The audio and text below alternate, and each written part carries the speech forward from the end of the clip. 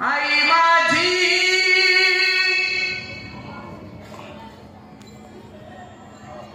मायेचा सागर दिला तिने जीवनाला आकार